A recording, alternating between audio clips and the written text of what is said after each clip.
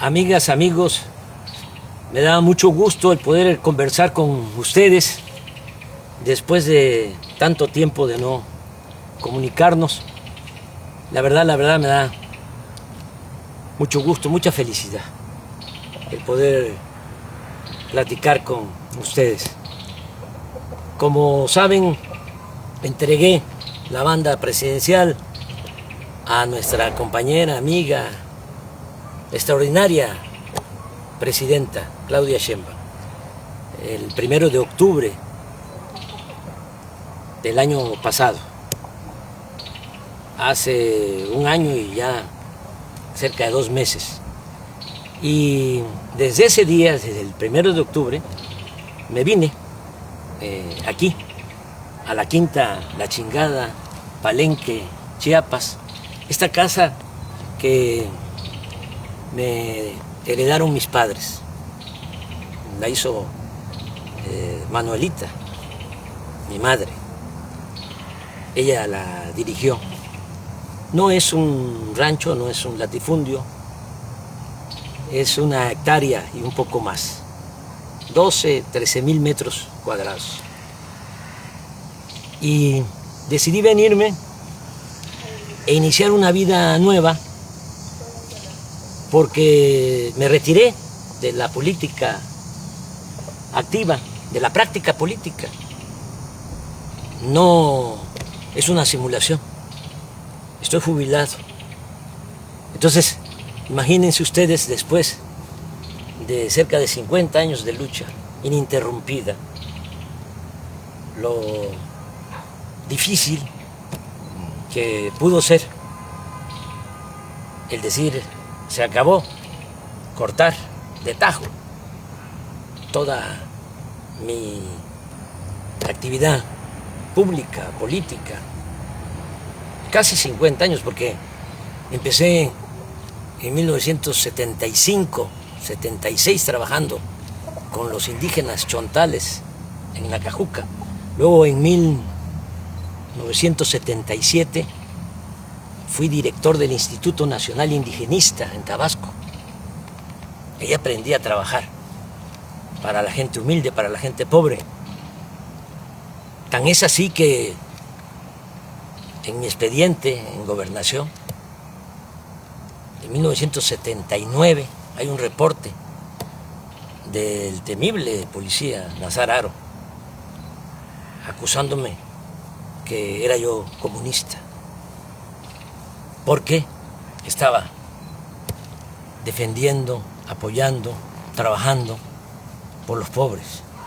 Así comencé y así terminé, porque concluí mi mandato como presidente y logré, junto con millones de mexicanos, ustedes y muchos, algunos ya se nos adelantaron, pero logramos el inicio de una transformación.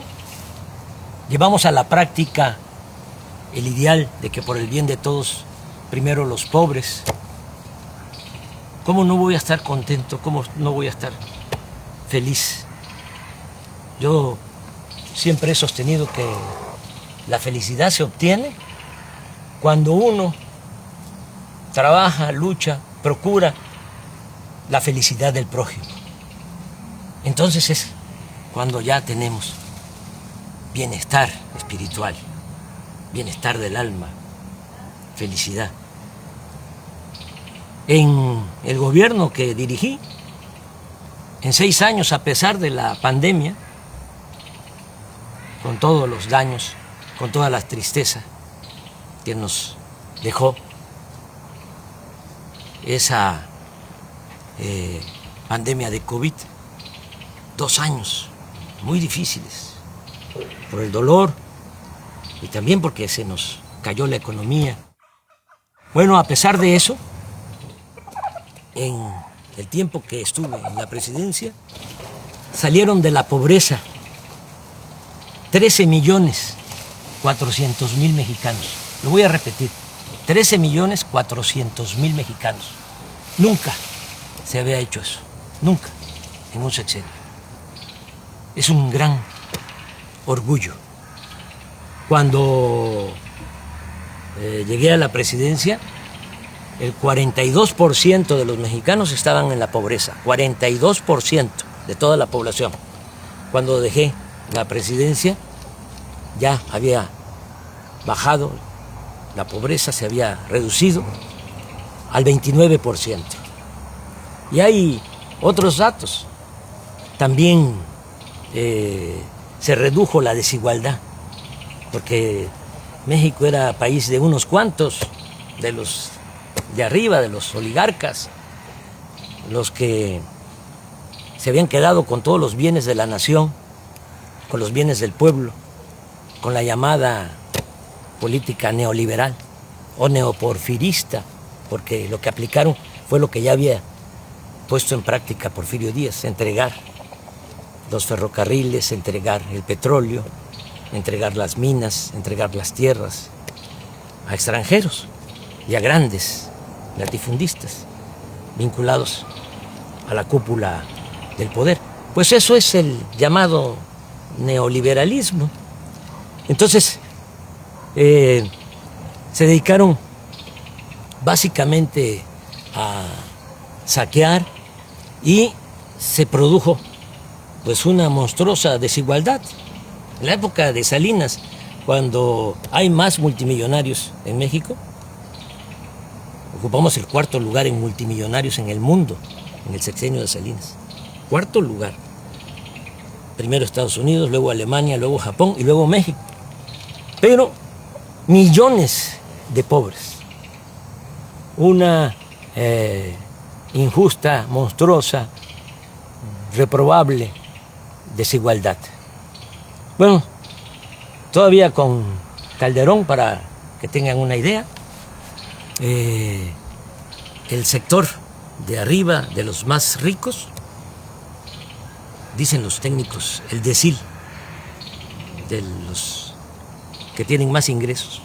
Un rico tenía en la época de Calderón 35 veces más que un pobre del decil, del sector de abajo. 35 veces más. Cuando dejé el gobierno, ya se había reducido la desigualdad a 16%. El rico tenía solo 16% más que el pobre en nuestro país. Y hay otros datos. En el tiempo que fui presidente, los ricos que no les fue mal obtuvieron ingresos a pesar de la pandemia, obtuvieron ingresos del 4%, es decir, incrementaron sus ingresos en 4%, los ricos. Las clases medias en 20%, pero los pobres 35% incrementaron sus ingresos. Le estoy hablando de cifras de datos oficiales que ustedes pueden constatar. Son datos, son cifras del INEGI y del Banco Mundial. Bueno, por eso estoy pues muy feliz. Imagínense cerrar un ciclo así, logrando ese ideal que se convirtió en realidad. Por eso decidí ya retirarme, no sentirme insustituible, porque ese es el otro problema, actuar como cacique, caudillo, jefe máximo, poder tras el trono. No.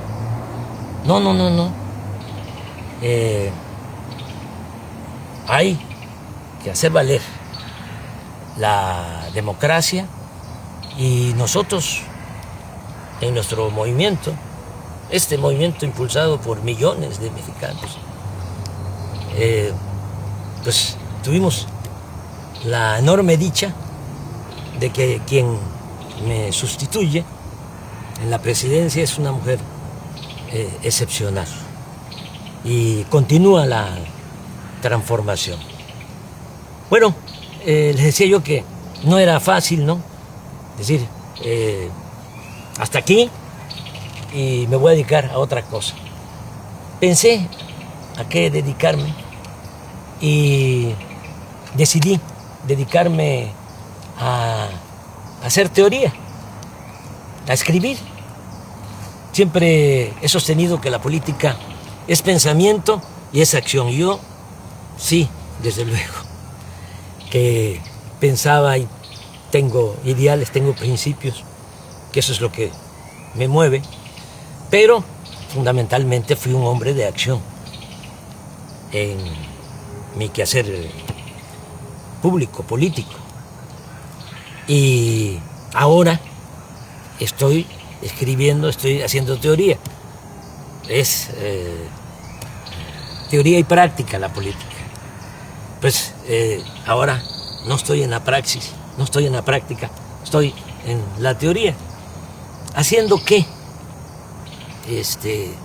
Bueno, pues fundamentando lo que hicimos. ¿Cómo le llamamos a lo que se está aplicando en México? Ya sabemos que existe el neoliberalismo, decían que no había de otra, claro que sí hay de otra. El neoliberalismo es el robo descarado, es el gobierno de una minoría, es el gobierno al servicio de un comité de potentados.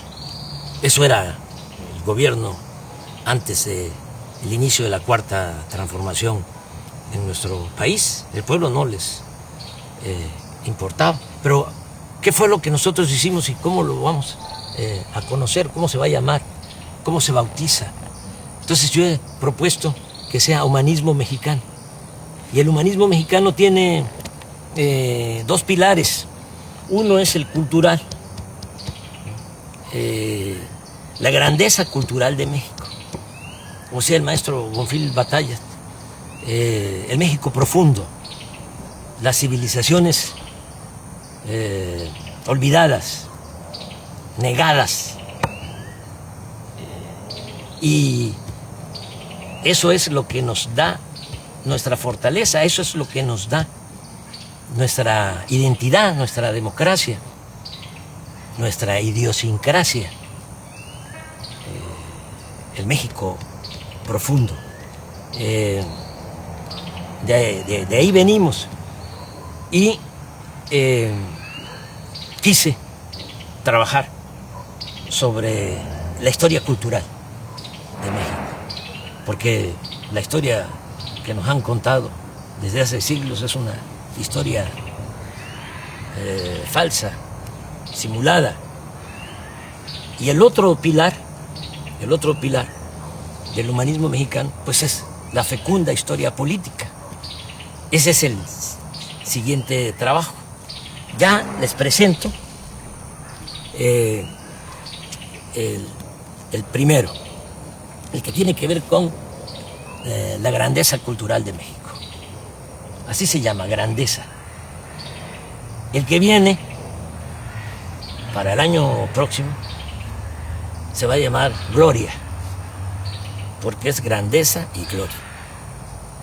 Repito, la grandeza es la historia de nuestras culturas, de nuestras civilizaciones, para desmontar, para echar abajo la historia que crearon, que inventaron los conquistadores, los invasores, y se ha mantenido durante las épocas del dominio de las oligarquías. Pero aquí se cuenta otra historia. Y este libro de la editorial Planeta, pues ya va a estar en librería.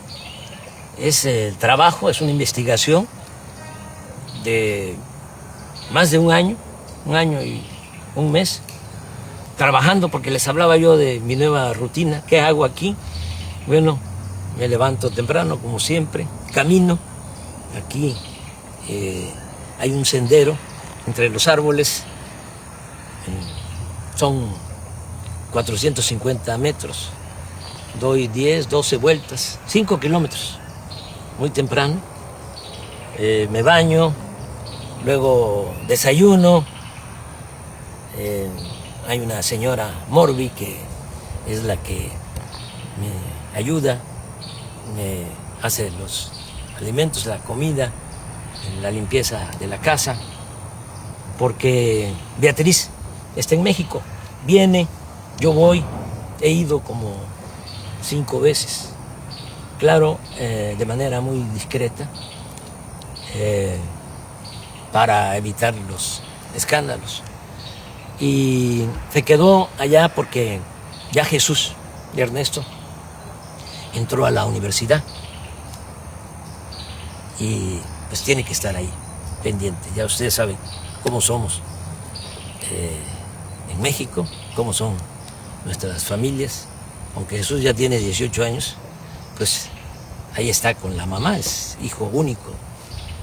Yo tengo 3 hijos mayores de mi finada esposa Rocío y Jesús con Beatriz. Y claro, nos hablamos todos los días.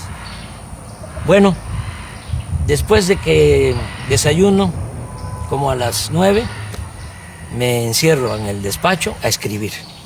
Me levanto a las 12, me tomo mi pozol, camino un poquito aquí en el corredor de la casa, me vuelvo a sentar hasta las 2,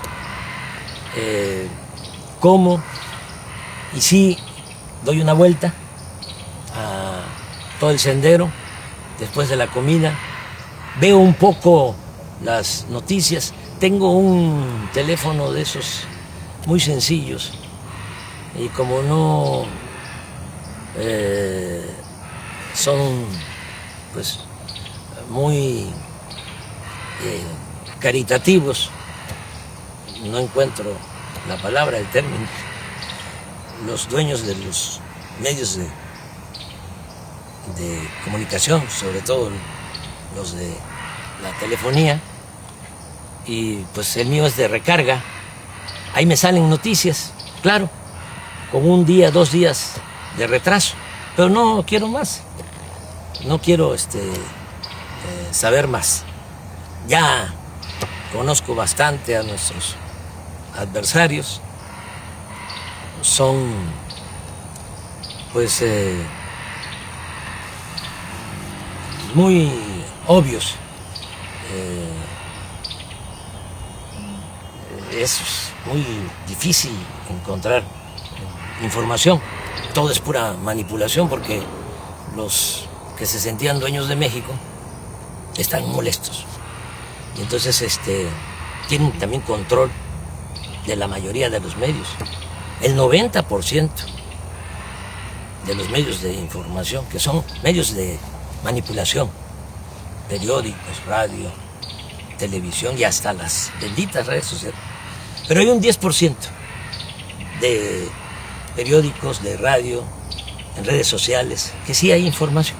Bueno, veo un poco lo que está pasando en el país y me vuelvo a sentar, vuelvo al despacho a escribir hasta las 7, 8 de la noche. Me acuesto temprano. Esa es mi rutina y pues voy a continuar así. Estoy presentando el libro de esta manera porque no puedo ir a presentarlo a México, a las plazas públicas. Me gustaría mucho, pero ¿saben qué? Ya me retiré de la actividad política. No hay que hacerle sombra a nuestra presidenta. Ella es la que conduce y lo está haciendo muy bien. No hay que dividirnos, hay que estar muy juntos, unidos. aquí está la lección de cómo se crearon grandes civilizaciones en México. Esta civilización, la gran cultura olmeca, cultura madre, que floreció 1000 años antes de Cristo y nos dejó la invención del calendario, del cero, de la escritura, y estas piezas, cabezas colosales de basalto, imagínense la organización que tenía, la organización social, política, que estas piezas son de 25 toneladas aproximadamente, basalto. Y el basalto lo trasladaban desde la Sierra de los Tuxtla, en Veracruz. Cómo lo trasladaban en balsas por el mar y lo metían por el río Coatzacoalcos, porque la primera ciudad olmeca fue San Lorenzo, ahora es el municipio de Texistepec, muy cerca de Cozoleacaque, de Minatitlán, de Acayucan, ahí en el Istmo. Ahí se fundó la primera ciudad olmeca. Entonces, por el río Coatzacoalcos hasta San Lorenzo, que es una isla, y también hasta La Venta, Huimanguillo, Tabasco, que es la otra gran ciudad, en balsa. Todos estos fragmentos de piedra para que los artistas olmecas esculpieran, hicieran estas grandes cabezas colosales, y también un arte fino, porque hasta lo pequeño es hermoso en las grandes civilizaciones que florecieron en nuestro país. Las ofrendas con personajes pequeños de jade, porque a diferencia de Europa, a nosotros nos gustaba más, a nuestros antepasados, el jade que el oro. Lo que ponía loco a los europeos y a los españoles era el oro. Por eso fue la conquista, porque traían hambre de oro, codicia de oro. Cortés una vez señaló, porque le preguntaron cuando Moctezuma les entrega a él y a sus huestes oro. Entonces los soldados conquistadores empezaron a gritar y a brincar, dice la crónica, como monos. Entonces le preguntaron a Cortés que por qué les importaba tanto el oro. Aquí el dinero, la moneda era el cacao, y desde el punto de vista artístico, cultural, era el jade. Y la respuesta de Cortés fue: porque nosotros tenemos una enfermedad del corazón que solamente se cura con el oro. Entonces, era otra cosa. En el México prehispánico no había esa codicia, no había esclavitud, la tierra era comunal y había mucha, pero mucha fraternidad, lo que se conoce como solidaridad. En la familia, familias integradas, solidarias, fraternas, hasta la fecha, pues es todo lo que heredamos. Esto es lo que hicieron los olmecas, pero aquí viene también lo que hicieron los mayas, que mejoraron lo que habían iniciado los olmecas en la ciencia, en el arte, en la cultura. Van ustedes a Palenque y van a encontrar el Templo de las Inscripciones, que se hizo para sepultar a Pacal, el principal de Palenque. Como ya se pueden descifrar los jeroglíficos, ya se sabe que ese personaje se llamaba Pacal, pero imagínense, hacerle un gran monumento, una pirámide. Primero la tumba, con una lápida bellísima, y después de la tumba, el templo de las inscripciones, monumental. Vean eso y vean también en Palenque cómo desviaron un arroyo para meter agua, un acueducto embovedado por en medio de la ciudad. Y volteen a ver el palacio de la zona arqueológica y van a ver cómo están los techos, las bóvedas, con arco falso, porque no había fierro para hacer las estructuras, las cimbras, sino era la matemática, las piedras que iban uniéndose poco a poco, en equilibrio, hasta que se cerraban. Esa era la arquitectura. Estamos hablando de lo mejor del mundo en esa época. Los mayas en el periodo clásico logran toda esa civilización, logran toda esa creación del siglo IV al siglo IX. Si van aquí cerca, a 100 kilómetros, está Bonampak. Aquí está en el libro, quise poner un fragmento. Los murales de Bonampak. Estos se hicieron como en el siglo VII, siglo VIII. Cuando se pintan estos murales, los pintores mayas de estos murales no los había en ninguna parte del mundo. No lo sabía en Europa en ese siglo, y pasaron siglos para que el arte de Europa igualara al arte de los olmecas, de los mayas. Y lo mismo con los zapotecas de Monte Albán, mixtecos, también de Oaxaca, los teotihuacanos, la ciudad de Teotihuacán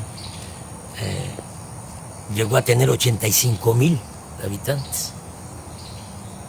Y desde San Lorenzo, la primera ciudad olmeca, decía yo, que se funda 1000 años antes de la era cristiana, ya tenía drenaje. Ya hablé de Palenque, que tenía acueducto, que tenía drenaje. Desde luego, Teotihuacán, drenaje. Xochicalco, en Morelos, drenaje. Todas las ciudades. Tenochtitlán, de los mexicas, hasta los que la destruyeron, los conquistadores, quedaban admirados de la grandeza de Tenochtitlán. Estaban destruyendo, decían ellos, la más bella ciudad del mundo. Bueno, pero ¿qué pasó? ¿Qué pasó? ¿Por qué eso no se sabe? Porque hubo toda una campaña, a partir de que llegaron los conquistadores, como todos los invasores, tenían que justificar sus atrocidades, tenían que justificar por qué venían a saquear. Y entonces echaron a andar una campaña, una propaganda negra, hablando de que los indígenas debían ser esclavos, porque Aristóteles, 18 siglos antes, había propuesto la teoría de que hay quienes nacemos para ser esclavos y hay quienes nacemos para ser libres o amos. Y los humanistas de ese entonces de España, humanistas entre comillas, con ese argumento sostenían que los indígenas tenían que ser esclavos, que no tenían alma, que eran como animales y que además ellos venían a civilizarnos. ¿Qué sucedió? Que se padeció de una gran tragedia porque vinieron a someter a las comunidades, a los pueblos originarios, a esclavizar. A mí me gustaría que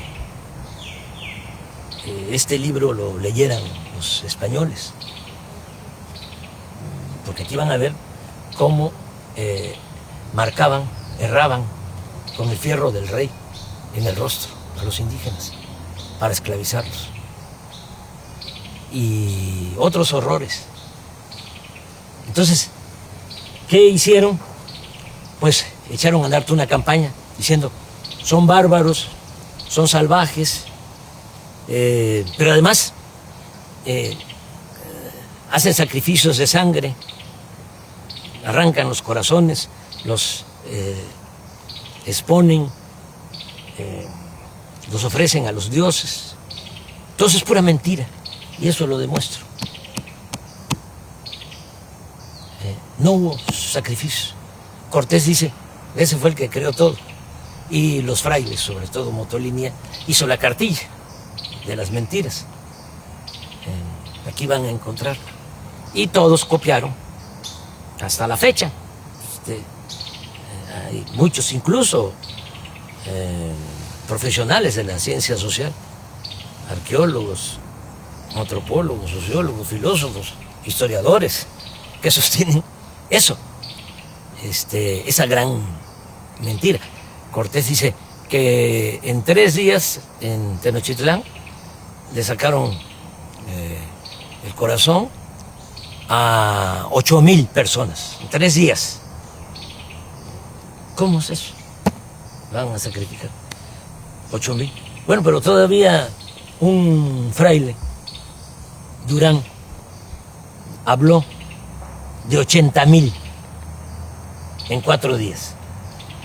80,000 que les sacaron el corazón, todavía bullendo, dice, para ofrecerlo a los dioses. Motolinía, también 80,000. Aquí sostengo que eso ni en Europa, porque Darwin habla de que solo en 3 siglos en España, por la Inquisición, quemaron a 300,000. Achicharraron a 300,000, acusados de herejes. Y los mejores, porque eran los que dudaban. Y a la hoguera. Pero hasta eso lo considero exagerado. Pero aquí se fueron con eso y se fueron también, inventaron de que éramos, nuestros antepasados, caníbales, que comíamos carne humana. Nadie vio un sacrificio, nadie vio que se comieran a una persona. ¿Cómo es que en la toma y el cerco de Tenochtitlán, de 75 días que la gente se estaba muriendo de hambre, porque Cortés mandó a cortar el agua, el acueducto de Chapultepec hacia el Templo Mayor, hacia el centro de Tenochtitlán? Lo mandó a destruir y además con los indígenas aliados que querían quitarse el yugo de los mexicas, pero inocentemente se pusieron un yugo más grueso, un yugo mayor. Bueno, bloquearon la entrada de alimentos y todo. Y si se estaban muriendo de hambre, ¿por qué no? Se comían entre ellos. Nada, pura mentira. Y esto es lo que trata el libro. Pero lo más interesante es que en otras partes, lamentablemente en el Caribe, por ejemplo, exterminaron con los indígenas, acabaron con los indígenas. En Estados Unidos lo mismo, es hasta horroroso, ¿no? Repetir lo que decía un general, o le atribuyen a un general, Sheridan, que decía, todavía en el siglo XIX, aquí estamos hablando del XVI, del XVII, del XVIII, hasta principios del XIX, todo lo que fue la colonia, 3 siglos. Pero allá en Estados Unidos, en el XIX, hace menos tiempo, le atribuyen a Sheridan el que dijo que el mejor indio era el indio muerto. Hubo exterminio. Entonces, aquí, ¿cómo se salvaron los indígenas? Claro, cuando llegaron los españoles, hay quienes calculan que lo que es México ahora estaba habitado por 15, 25 millones de personas. 15 o 25 millones de personas. Terminando el siglo XVI, 75 años después de la toma de Tenochtitlán, la población de México era ya de 2 millones, porque nos trajeron también la viruela y se diezmó la población. Se redujo la población a un 10%. Una gran crisis demográfica. Y encima de eso, la explotación, la esclavitud. Entonces, ¿por qué se salvan los indígenas mexicanos? Porque muchos, incluso los mismos frailes, que vinieron a la conquista espiritual, decían que iba a desaparecer la cultura o las culturas indígenas, que iban a desaparecer. Nadie creía que iban a sobrevivir los indígenas. Bueno, pues resistieron. ¿Cómo resistieron? Porque por el amor a la libertad, por el amor a la libertad, se fueron a los montes, a las montañas, a la sierra, a las islas, a los pantanos, a las zonas de refugio, y se llevaron a cuesta sus costumbres, sus tradiciones. Los nayaritas, los coras, por ejemplo, que eran dueños de todo el valle, de la parte de la costa, se subieron a la sierra. Allá están, coras, huicholes, pero hasta allá los perseguían para esclavizarlos, pero resistieron, y gracias a eso es que nos dejaron este legado cultural, nuestra identidad como mexicanos, que es lo que nos ha protegido siempre. Nos caemos y nos levantamos. Una gran reserva de valores culturales, morales, espirituales. Quedó la raíz y quedó el tronco, porque cuando se logra la independencia, pues ya no tenemos 15 millones, ni 25 millones, como antes de la llegada de los españoles, 300 años antes, 1821, tenemos 6.300.000. Sí, pero la buena nueva es que de esos 6.300.000, el 80% eran indígenas. Es decir, de cada 10, 8 indígenas.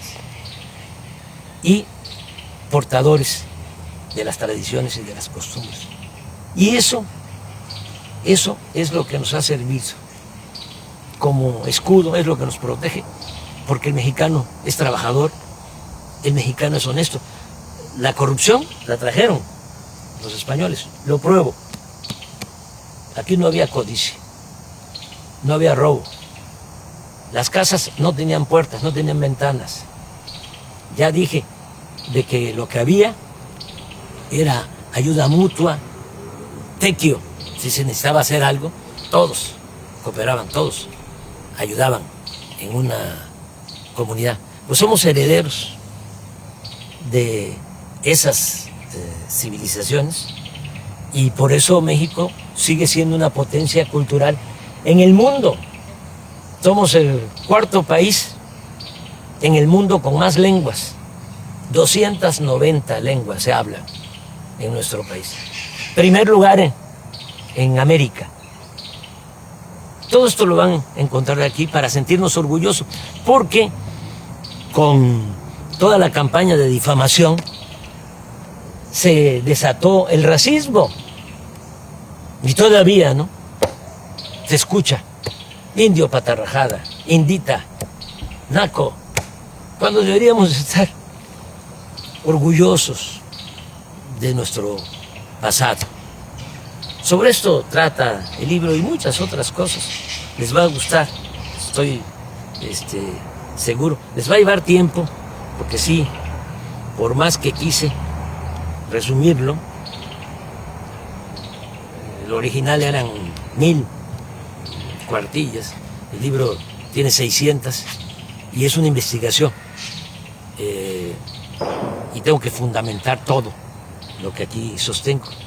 Entonces, se los recomiendo y, como les decía, ya para el año próximo viene Gloria, que es la historia política desde la independencia hasta la transformación.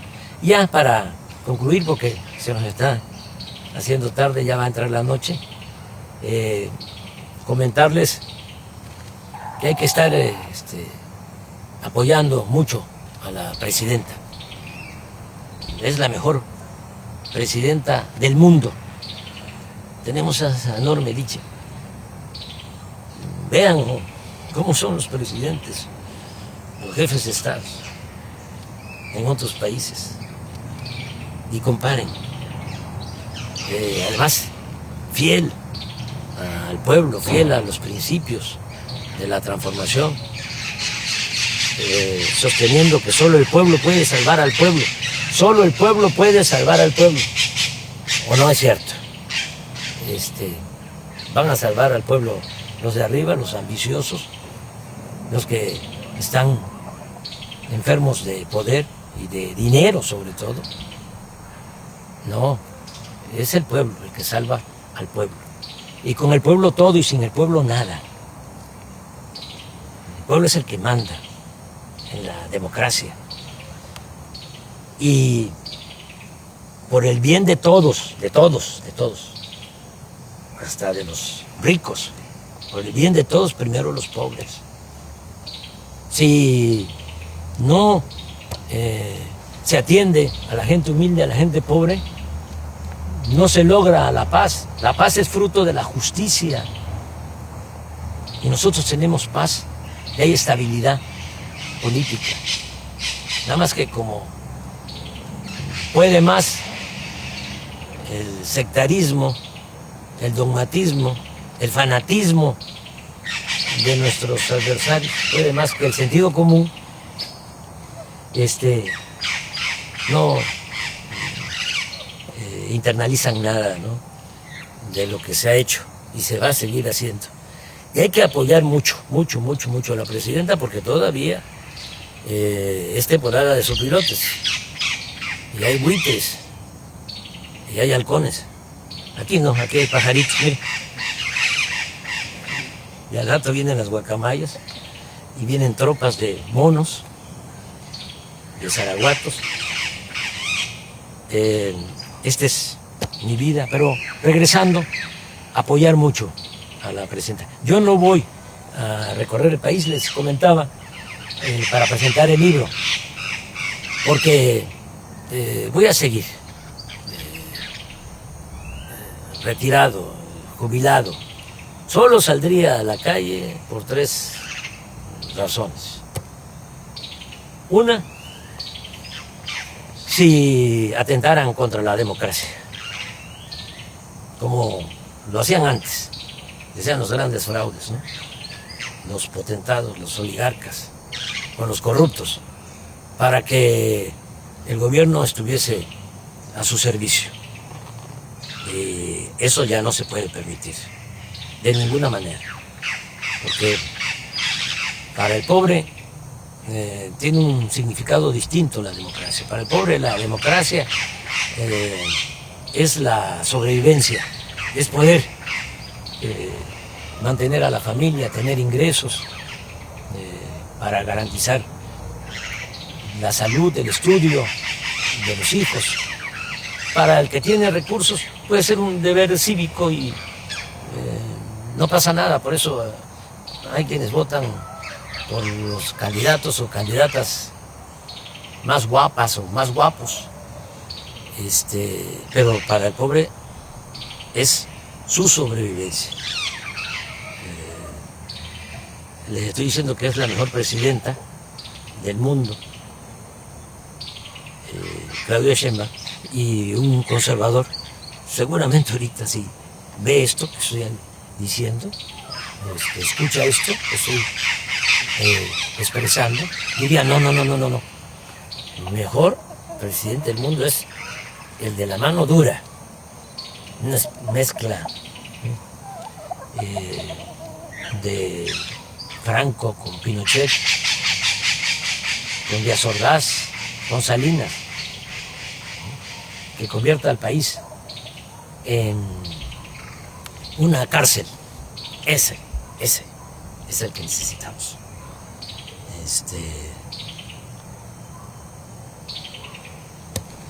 Una gente que no le tiemble la mano dura, dictadura. O otro presidente, acabo de escuchar, leer a un texto de un presidente, una declaración, diciendo, hace como un mes antes de una elección que hubo en el sur de nuestra América, de que él no iba a darle ningún apoyo a los discapacitados, porque ese era un problema de los discapacitados, eran libres y ellos tenían que resolver su problema. Así son los conservadores, así piensan. Yo recuerdo que Fox decía que para qué darle pensión a los adultos mayores, que había que ponerlos a trabajar. Ese es el pensamiento conservador. Nosotros pensamos distinto. Nosotros pensamos que el Estado tiene una responsabilidad social.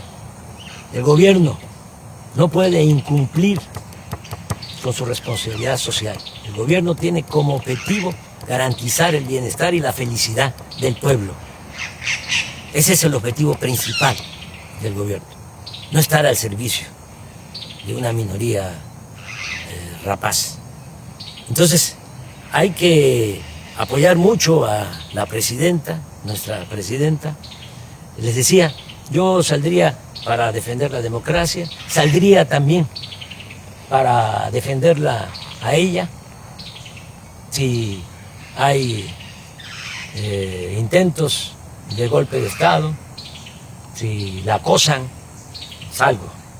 Entonces sí, pero eso no creo que pase. De todas maneras, no está mal que sepan en qué circunstancias sí podría yo salir, sí saldría yo a la calle.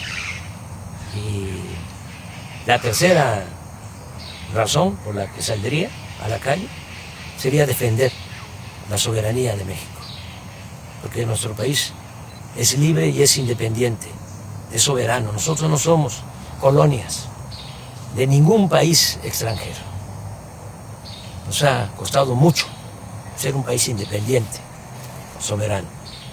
Y si se violara la soberanía, entonces sí saldría a la calle. Ya nos está llegando la noche.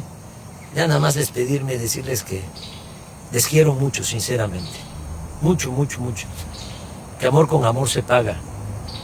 Como decía el inolvidable Juan Gabriel. Es amor eterno. Un abrazo de todo corazón.